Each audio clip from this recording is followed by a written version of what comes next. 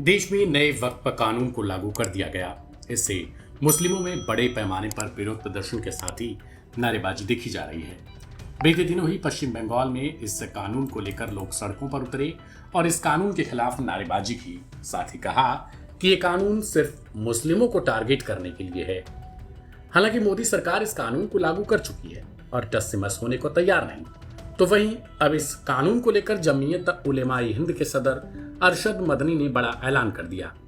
अरशद मदनी ने कहा कि जमीयत इस कानून के खिलाफ सड़कों पर नहीं उतरने का फैसला कर चुका है।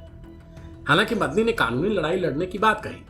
7 अप्रैल को जमीयत ने इस कानून के खिलाफ सुप्रीम कोर्ट में याचिका भी दायर की है। दरअसल AIMPLB यानी all India Muslim personal law board ने सदन में इस बिल के पास होने के फौरन बाद एक ऐलान किया था, जिसके तहत उन्होंने कहा था कि वे इस बिल के खिलाफ सड़कों पर उतरने का ऐलान करते हैं। लेकिन जमीयत के सदर ने इस कानून के खिलाफ सड़कों पर प्रदर्शन करने से अब मना कर दिया। बता दें कि यूपी में योगी सरकार ने साफ कर रखा है कि प्रदर्शन अगर होता है और सरकारी अथवा निजी संपत्ति को नुकसान पहुंचाया जाता है तो इसकी भरपाई उन लोगों को चिन्हित करके कराई जाएगी, साथ ही कानूनी कार्रवाई भी की जाएगी। इसी का जिक्र करते हुए जमीयत के सदर ने साफ कर दिया कि सड़कों पर उतरने से मुस्लिम युवाओं का नुकसान होगा। इस ऐलान के बाद all India Muslim personal law board ने इस कानून के खिलाफ सड़कों पर उतरने वाले फैसले को बदल दिया। जमीयत उलेमाए हिंद के सदर अरशद मदनी ने कहा कि वह इस कानून के खिलाफ कानूनी लड़ाई लड़ते रहेंगे। गौरतलब है कि संसद में जब इससे जुड़ा बिल लाया गया तो इस पर कईयों घंटों की बहस के बाद वोटिंग कराई गई और फिर राज्यसभा में भी यही प्रक्रिया चली।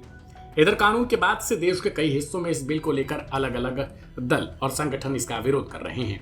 जमीयत उलेमाए हिंद के सदर मदनी ने कहा कि प्रदर्शन के बजाय वे इस बिल के खिलाफ कॉन्फ्रेंसों और प्रोग्रामों के जरिए विरोध जाहिर करेंगे और कोर्ट में कानूनी लड़ाई लड़ते रहेंगे। इसी कड़ी में पहला प्रेस कॉन्फ्रेंस दिल्ली के ताल कटोरा स्टेडियम में किया जाना है। बता दें कि कानून के खिलाफ कांग्रेस समेत कई विपक्षी दलों की ओर से सर्वोच्च अदालत में याचिका लगाई जा चुकी है, जिसे कोर्ट ने सुनवाई के लिए स्वीकार भी कर लिया है। वहीं वक्फ कानून को लेकर प्रदर्शन पर आप सुनवाते हैं आपको आखिर सांसद अफजाल अंसारी का क्या कुछ कहना है। हम कहते कुछ है और करते कुछ है। नीयत पर इसलिए शक है कि हम कह रहे हैं कि अल्पसंख्यक पिछड़ों का हमें बहुत दर्द है और हम उनका हक उनको देना चाहते हैं, और देश के बहुसंख्यक पिछड़ों का हम हक लूट के बैठे हुए हैं, रिजर्वेशन खत्म कर दिए हैं। इसलिए लोगों को शक है, लोगों को इसलिए संदेह हो रहा है कि हम अल्पसंख्यक महिलाओं के प्रति बहुत चिंतित हैं।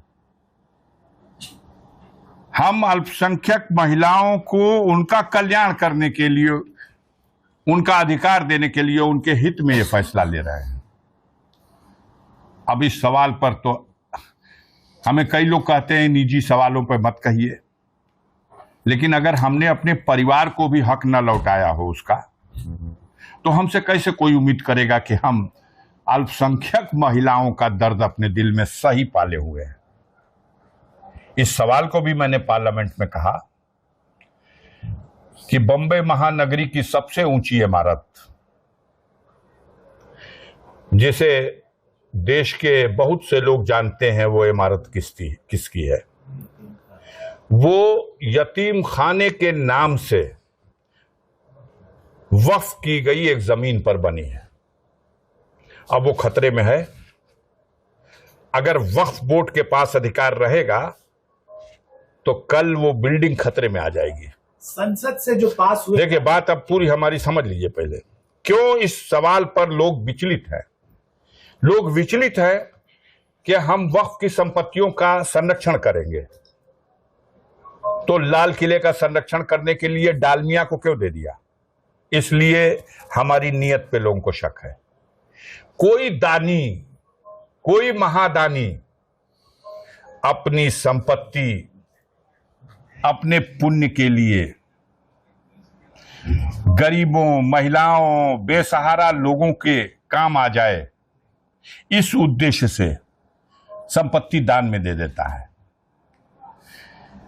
जिसको दान दिया, दान देने की प्रक्रिया को वक्फ कहते हैं।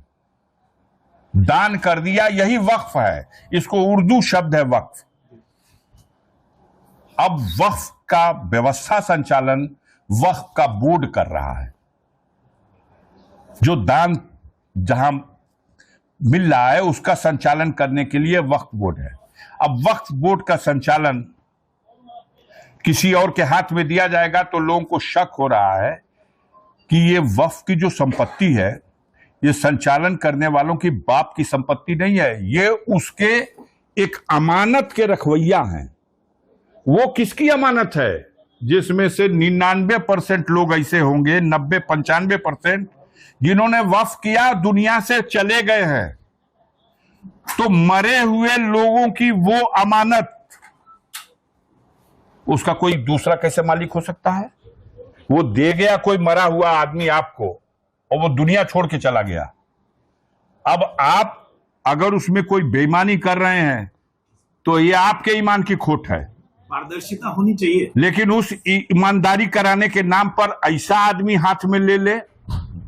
सदन के अंदर स्वीकार किया गया कि हम मस्जिदों को, मदरसों को, ईदगाहों को या ऐसी कोई दरसगाहों को जो इस्तेमाल में आ रही हैं उसको छुएंगे नहीं।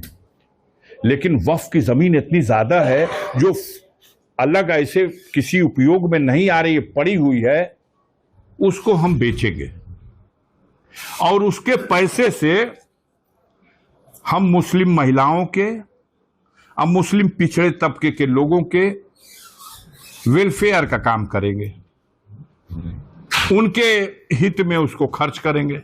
आ गई बात न बेचेंगे और खरीदेंगे।